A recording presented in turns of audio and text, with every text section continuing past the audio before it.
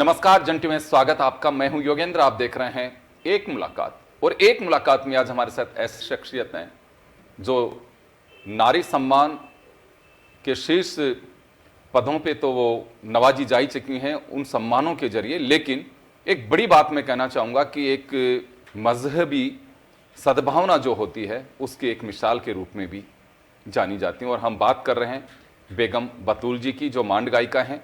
और आपको ध्यान होगा कि कान फिल्म फेस्टिवल जहां राजस्थान का मान बढ़ाया है, उन्होंने 2022 का देश का सर्वोच्च नारी सम्मान इन्हें मिला नारी सशक्तिकरण के लिए। और अभी इन्हें पद्मश्री के जो अवार्डीज 2025 के लिए डिक्लेयर किए हैं, अनाउंस किए हैं, उन नॉमिनेशन जिन लोगों का हुआ है उनमें से इन्हें भी नॉमिनेट किया गया है। दुनिया के कई मुल्क ऐसे हैं जहां इन्होंने अपने भजनों के जरिए वहाँ विदेशी धरती का भी दिल जीता। और 22 जनवरी भगवान राम के जो प्राण प्रतिष्ठा कार्यक्रम था मंदिर का, उसमें भी पहला भजन गाने का सौभाग्य बतूल जी को मिला। हमारे साथ में हैं और मैं जानना चाहूँगा, बतूल जी आपका जंटी में बहुत बहुत स्वागत है जी। ये कैसे आपको ये लगन लगी? भारत सरकार को नमस्कार करते हूँ जी। और प्रधानमंत्री जी को बहुत बहुत नमस्कार करती हूँ। तो ये भजन आप बचपन से गाती हैं? हाँ, भजन में 7-8 साल की थी जी, जब से मन भजन का शौक है। अच्छा। तो एक शुरू से ये भगवान के भजन? हमारे पास एक मंदिर था ठाकुर जी का जी। वो छोटा सा हमारा गांव था, केराप गांव। कहाँ पे ये गांव? डीडवाना के पास है केराप। अच्छा, नागौर के डीडवाना। हाँ, नागौर जिला में। हाँ, नागौर जिला में। तो सब सहेलियाँ मिलजुल के भजन करती थी। सब पूजा जी पूरी सहेलियाँ सातों तो वहाँ पे भजन करते थे। तो शुरू से मुझे शौक लगा, मंदिर से मुझे भजन का शौक लगा। कौन से भजन ज्यादा गाए आपने? भजन तो सभी गाती हूँ, कबीर जी का ही गाती हूँ, ये गाती हूँ। भजन तो सभी होता है। जी जी जी। कोई सा तो 7-8 साल की उम्र में आपने शुरू कर दिया था ये संगीत को शौक हो। तो कभी रोका किसी ने कि आप मुस्लिम परिवार से ताल्लुक रखती हैं और आप इस तरह के भजन गाती हैं? कभी कुछ आई बात कभी सामने? ये तो बातें अब इधर उधर होने लगी है। गांव में तो सवाल ही नहीं ऐसी बात का, कोई मतलब ही नहीं। कभी जैसे आज तक में, मतलब आज तक के दिन जो हम बात कर रहे हैं, तब तक कभी किसी ने रोका टोका कि आप ये भजन क्यों गाती हो? देखो, गांव में तो कोई रोका टोका नहीं और कोई भेदभाव का मतलब भी नहीं है जी। वो कुछ नहीं, भजन गाती हूँ और मार गाती हूँ, फोक गाना गाती हूँ। और इसमें कोई वो तो बात है नहीं कि भाई क्यों नहीं गाऊँ। मेरी मन की रुचि है और मैं सब जो गाती हूँ तो सब लोग के नहीं नहीं नहीं क्या बात, बहुत बढ़िया। आप कौन सी शैली में गाती हैं? मैं चौथा कला है होता है सुरावट, उस पे गाती हूँ। सबसे पहले जब भजन आपने गाया किसी दूसरे मंच पे मंदिर के बाद में, तो कौन सा भजन गाया आपने सबसे पहले? वहाँ पे तो देखो गांव में तो सभी भजन गाते। जी जी। स्टेज पर चालू की तो मैं शुरू से मैं गणेश जी का भजन गाया। गणेश जी का? गणेश वंदना करते थे आप पहले?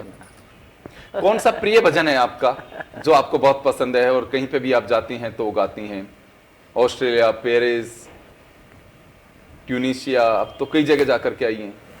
गणेश जी का तो जैसे मैं चालू करती हूँ प्रोग्राम तो वो गणेश जी का श्री गणेश से करती हूँ। जी, आप गणेश जी की 2 लाइन सुना दीजिए एक बार, फिर वो भी सुनेंगे। प्यारा गजानन देवा, प्यारा गजानन दे, प्यारा गजानन देवा, ओ प्यारा गजानन दे, ओ घूमतना घर आओ सहा आओ भारा, ओ प्यारा गजानन दे, ओ खेलतना घर आओ जी आओ भारा, ओ प्यारा गजानन दे। वाह, बहुत बढ़िया। और जब भगवान राम की प्राण प्रतिष्ठा थी, मंदिर का जब उद्घाटन हो रहा था, तो उसमें सबसे पहला अवसर आप ही को मिला वहाँ।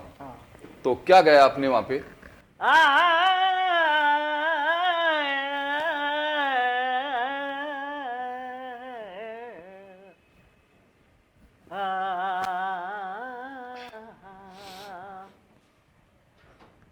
ओ जी राम भाने ओ प्यारा ला गोसा ए राम माले ओ प्यारा ओला गोसा ओ जी माए मारे ए दशरथ राजे कमारे ओ राम माद प्यारा ओ लागो सा ए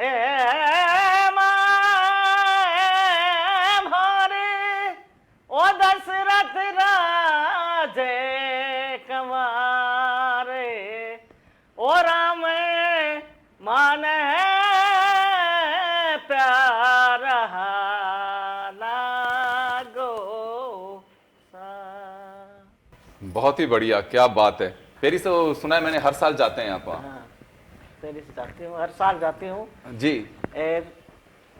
श्री गणेश वहाँ में होली होती है सबसे बड़ी। अच्छा। तो मेरे श्री गणेश से वहाँ पे इस बार मैं करती हूँ शुरुआत। हर साल जाते हैं? हाँ, हर साल जाती हूँ। यूरोपियन होली कहते हैं उसको शायद।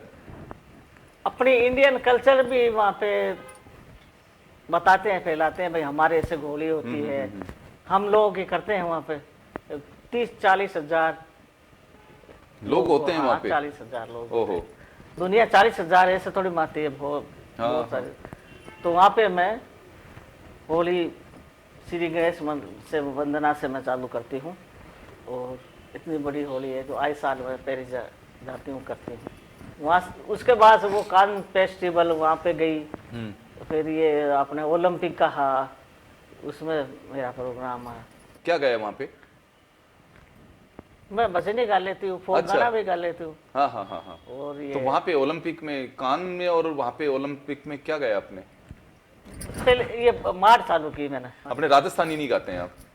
राजस्थानी गाती हूँ ना। अच्छा, कहीं दूसरी जगह, दूसरे मुल्कों में जब जाते हैं आप, तो वहाँ पे गाना ये राजस्थानी है मेरे को, इंग्लिश वो तो मैं जानता नहीं। अच्छा। मेरे को हिंदी में गाती नहीं, मैं तो भजन और माड़। जी। कान में क्या गया आपने? कान में मैं माड़ गई। अच्छा। एक भजन भी गाया। ओ। सब वर्ल्ड का हीरो हीरोइन। हाँ हाँ। ओ बहुत वहाँ पे समुद्र बहुत बड़ा है, वर्ल्ड का हीरो हीरोइन आप वहाँ पे। बिल्कुल, वो तो बड़ी बात है, उसमें बड़ी जाना ही बहुत बड़ी बात है। मालिक की कृपा, ईश्वर की देन और भारत सरकार की देन, जब मैं पूछी। जी जी।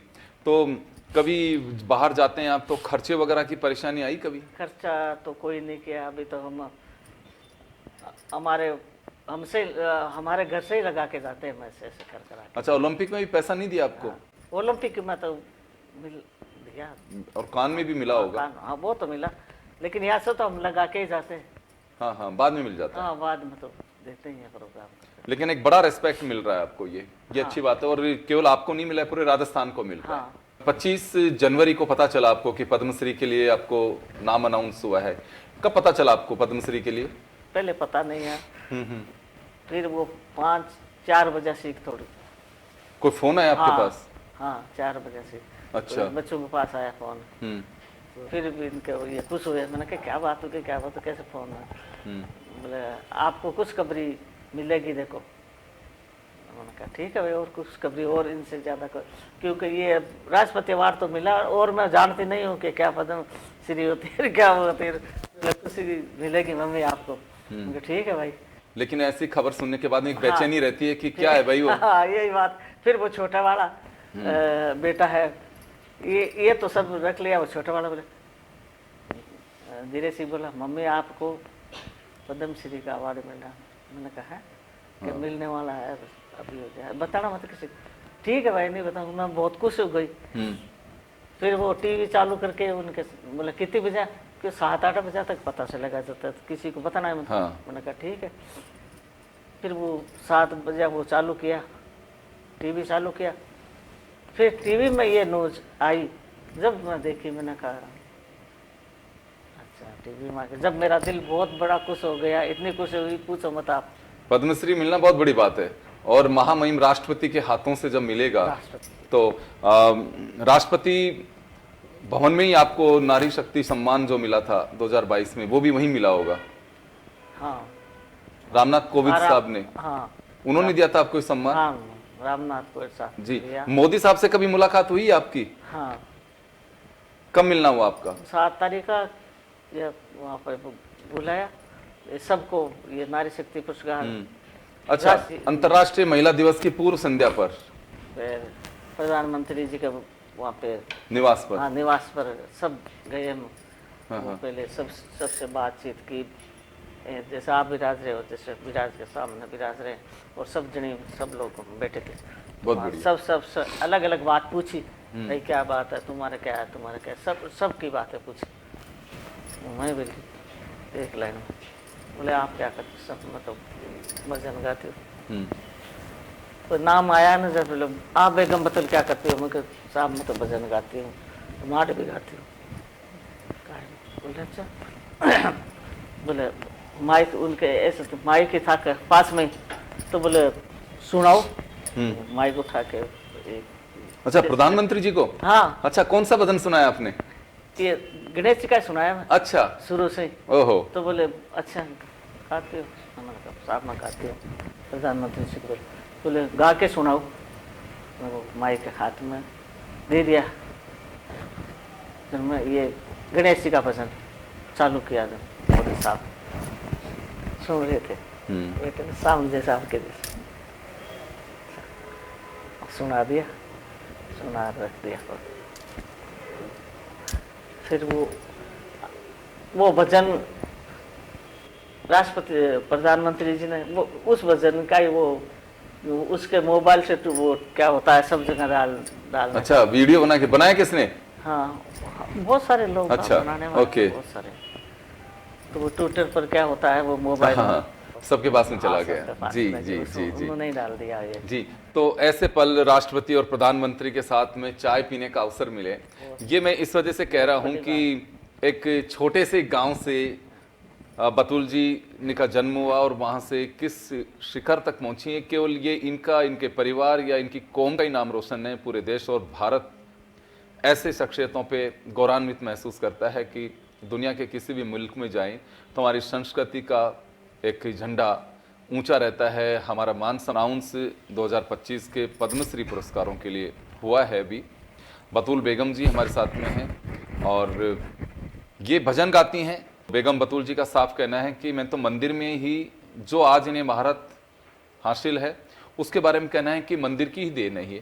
जब गांव डीडवाना इनका, उसके पास के एक छोटे से गांव में मंदिर और इनका घर एक ही दीवार थी, तो वहाँ भगवान की पूजा का जब समय होता था तो वहाँ जा कर के 7-8 साल की तब से भजन गाया करती थी। और वो भजन गाते गाते गाते गाते बेगम बतूल को ये पता नहीं था कि ये भजन दुनिया में कितने लोकप्रिय होंगे। आपने सोचा था जब आप भजन गाते थे तो कि ये भजन कितने लोकप्रिय होंगे और मैं कहाँ पहुँचूंगी? क्या सोचा था तब आपने? नहीं सर, तो सवाल ही नहीं, बस छोटी सी गाती बजाता फिरता। अब पतो थोड़ा ही कि इतनी बड़ी इतना बड़ो मन अवार्ड मिल जाए, मतलब भी कोई नहीं समझता ही कोई नहीं। भजन में लोहे लगेड़ी भजन गाता लोहे लगे आओ भजन गाओ भजन गाओ, बस वो लो ये चीज़ा में तो मतलब समझ ही नहीं कि मैं काई पूछूं कर्ज पूछूं, मतलब ही नहीं। तो पुजारी जी बोलता पहले अयोध्या में वृंदावन में फलाने जगह निकला राम का जन्म है, तो मैं ये सुनता पहले। तो इतना वो थोड़ा ही है कि मैं आगे पहुंच जाऊंगी इतनी, भगवान की कृपा और ठाकुर जी की कृपा। मैं सोच ही नहीं सकी, मतलब ही नहीं, इतना तो हम जानते ही नहीं गांव के रहने के बाद। वैसे मैं पढ़ी लिखी भी तो नहीं हूँ। ओहो, तो भजन फिर कैसे याद हुई आपने? 4th-5वीं क्लास पढ़ी लिखी। तो अब लिखना पढ़ना जानती हैं आप? हाँ, वैसे लिख लेती हूँ लेकिन पढ़ी लिखी नहीं। अच्छा, भजन खुद भी लिखती हैं? मैं खुद मतलब बिगर पढ़े लिखे ही गाती हूँ। अच्छा, मेरे दिमाग खुद ही तैयार होके? खुद के अपने भजन भी हैं खुद के तैयार किए हुए? कोई किताब कोई कुछ नहीं। अभी जो आप भजन गाते हैं ये खुद के तैयार किए हुए? भजन तो सभी गाते हैं, ऐसी बात नहीं, सभी गाते हैं। लेकिन मैं ऐसा नहीं है कि मैं किताब रख ली सामने वो गाँव देख देख के फल। अच्छा। हाँ, नहीं वो वजन खत्म कर दिया तो वो गालो दूसरा, वो मार खत्म करती तो दूसरी गालो। मेरा दिमाग से नहीं गाती हूँ। क्या बात है। लिखा पढ़ी से नहीं गाती हूँ, लिखी हुई नहीं थी। तो पहले तो सोचा ही नहीं, छोटा गांव में क्या सोचती थी कि मैं भजन का इतना हो जाएगा कि या मैं इतना ये मालिक ने नमाज लेगा मुझे, वो तो पता ही नहीं। हम तो हमारे मस्ती में गाते रहते। कभी आपकी मैरिज हुई, शादी हुई, उसके बाद में, निकाह के बाद में तो किसी ने नहीं रोका कि अब ससुराल आ गए, अब तो भजन गाना बंद करिए? अब देखो कि शादी तो हमारे छोटे छोटे के ही हाँ हो जाती थी 8 10 13 14 साल की जब भी हो गई शादी तो छोटा के होती। मैं पहले गांव में ही रहती थी।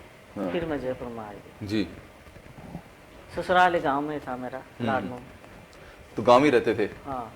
फिर मैं आ गई जयपुर में। जयपुर में आ गई तो फिर मैं गाती बजाती, घर में तो गाती बजाती, सभा शादी में गाती, और ये घर में फंक्शन होता तो गाती। फिर एकदम समय स्टेज पर तो मैं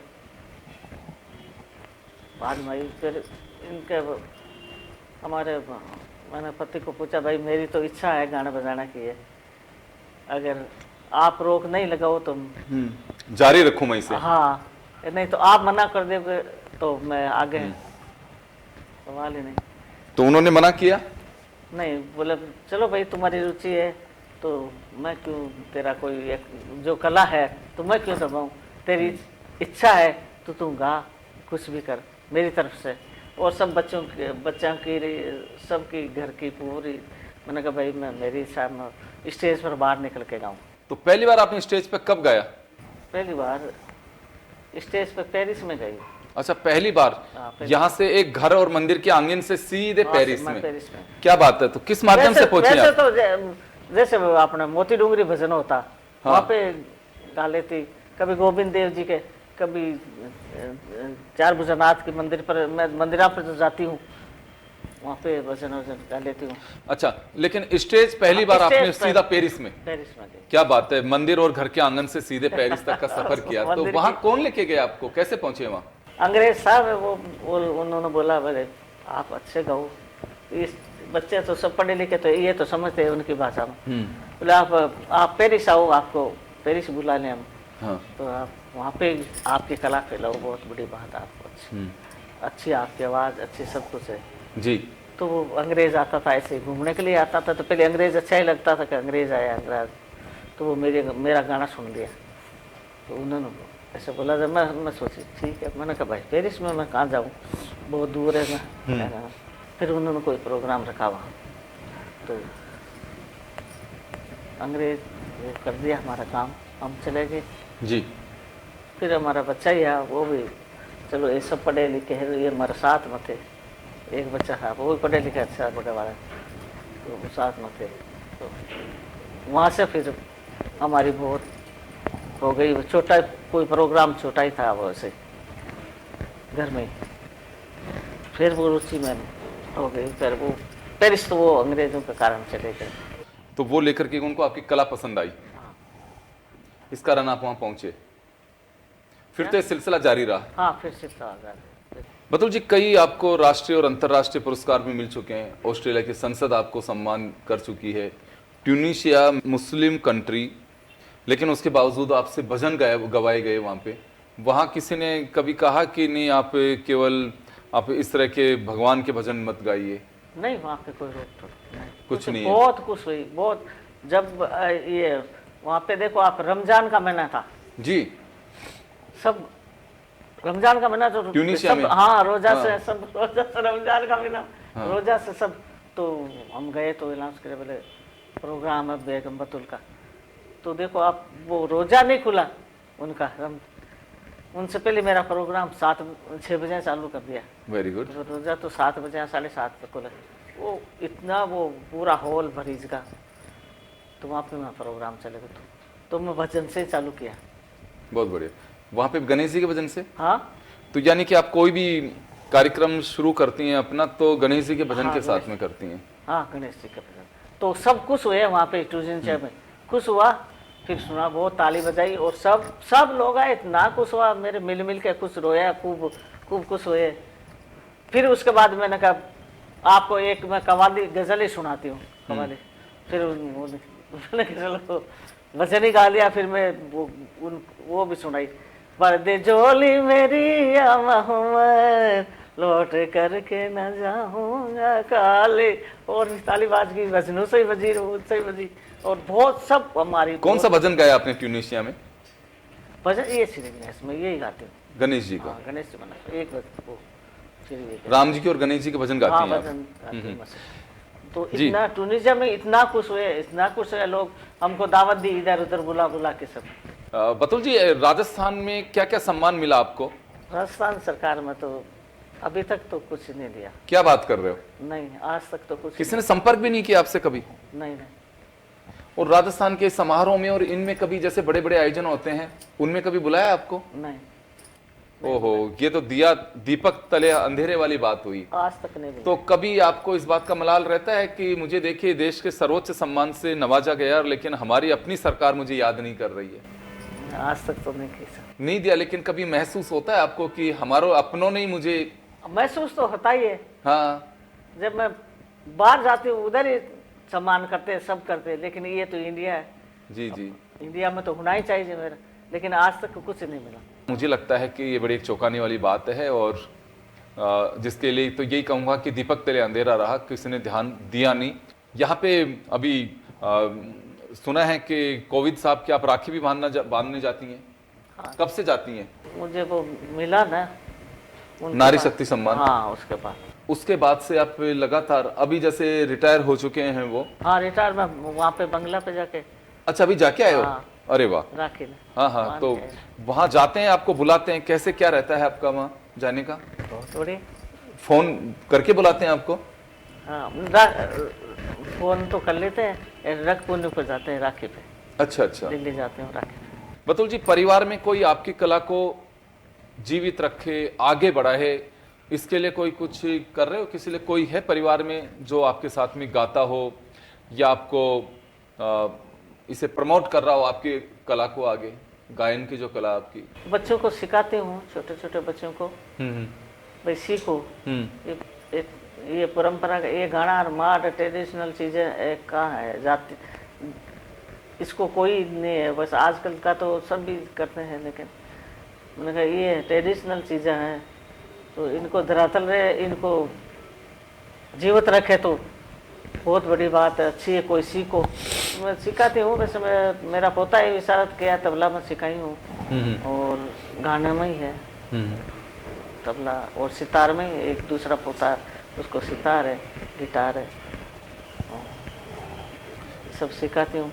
नए बच्चे जो हैं कितना पसंद करते हैं पुरानी कला को? देखो, मार्ड तो सब चीज है, सबके लिए अच्छी है, क्योंकि मार्ड की राग ही ऐसी है, और मार्ड चीज ट्रेडिशनल तो तो हजारों साल पे पुरानी है, और मार्ड का देखो आपका सब क्लासिकल है, भजन है, सब मतलब मिला के एक चीज होती है कि मार्ड, तो सब रागा की मार्ड होती है, तो सबको पसंद आती है मार्ड। तो बतुल जी, एक तमन्ना होती है आदमी की कि अभी आप 70 प्लस की उम्र है, लेकिन ईश्वर करे आपके इस जो वाणी है आपकी, जो कंठ है आपका, वो भगवान ऐसे ही रखे, और इसमें कोई संदेह नहीं, आपकी आज भी आवाज़ और जो एक तरह से जो स्वर हैं आपके, वो काफ़ी एक बुलंदी छूते हुए नज़र आते हैं अभी भी इस उम्र में। तो मुझे लगता है कि बहुत अच्छी बात है। ये सब कुछ आप कैसे मैनेज करते हैं, कैसे मेंटेन करते हैं? खाने पीने का ध्यान रखती हैं कि डेली रियाज करती हैं, कैसे करती हैं आप? रियाज तो होता ही है। हाँ, रियाज तो करना ही पड़ता है। डेली करते हो? भगवान का नाम भी याद हो जाता है हाँ। उससे, एक बार याद कर लेते हैं उनको भी।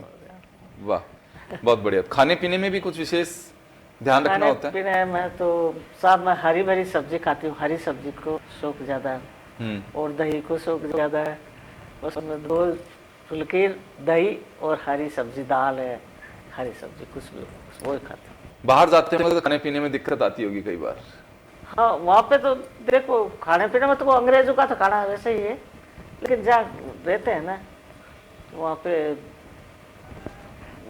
होता है गैस वैसे बना लेते हैं। फिर वहाँ के बगेत होती है, उसको गरम गरम भट्टे से दियाते हैं। हाँ। वो सब्जी दाल कोई भी मिर्ची ज्यादा डाल देते हैं, वो लोग तो मिर्ची कम खाते हैं। जी जी। तो इंडियन तो ज्यादा ही खाते हैं। तो हरी मिर्ची रखती हूँ तो सब्जी में कभी वो हो तो मैं साथ लेके जाती हैं हरी मिर्च आप? खाओ यहीं से? खाओ, मसाला में ले जाते हैं, अरे वाह, क्या बात है। तो बना लेते हो। हाँ हाँ, इतने देशों में जाकर क्या पसंद आया आपको? भारत से खूबसूरत लगा कोई? खैर भारत तो भारत ही है, बहुत बड़ा नमन करूँ, भारत तो भारत ही है। हाँ। लेकिन फॉरेन तो फॉरेन ही, बहुत बहुत ही अलग देश है। अब वैसे तो है, लेकिन फॉरेन का तो रात का और दिन का फर्क है। बहुत सारे देश, स्पेन में गई, खूबसूरत है, लेकिन सबसे बढ़िया पेरिस लगा मेरे को। पेरिस, वाह, खूबसूरत बिल्कुल पेरिस है, इसमें कोई है, बात ही सभी नहीं है। देश से पेरिस, लेकिन पेरिस अच्छा लगा और भी खूबसूरत। घूमने भी जाते हैं आप जब जाते हैं? काम होता है जब चली जाती हूँ। अरे वाह, अतुल ऐसा जी, तो कहीं- क्या पसंद है आपको ऐसे खाने पीने में? और इसमें पोशाक यही पहनते हैं, राजस्थानी मेरा- ट्रेडिशनल ड्रेस? मैं शुरू से ही, मैं कभी कोई नहीं पहना, यही है मेरा तो राजस्थान जी। तो दुनिया में बोझू करते निकले अंग्रेज लोग, इंडियन है क्या? Yes. मैं तो जन टीवी की ओर से, जन टीवी के दर्शकों की ओर से, जन टीवी परिवार की ओर से इनके लिए बस यही कहूँगा कि आप इस कंठ को ईश्वर हमेशा इनका कायम रखे और इन्हें इसी तरह से बुलंदी के लिए आगे बढ़ाता रहे, क्योंकि ये कोई भी अगर ऐसा अवार्ड लेकर के आती हैं या नाम रोशन करती हैं तो ना केवल राजस्थान का, देश का नाम दुनिया के सामने सर्वोपरि रूप से देखा जाता है, एक दमन होता है, एक कहूँ कि हमें गदगद कराया जाता है, और हम लोग भी उसी तरह से गौरवान्वित महसूस करते हैं कि चलिए बतूल बेगम जी जैसी कलाकारों की वजह से भारत की साख, राजस्थान की साख बनती है। तो चलिए, आपका बहुत बहुत शुक्रिया, और एक मुलाकात में फिलहाल इतना ही, दीजिए इजाजत, नमस्कार।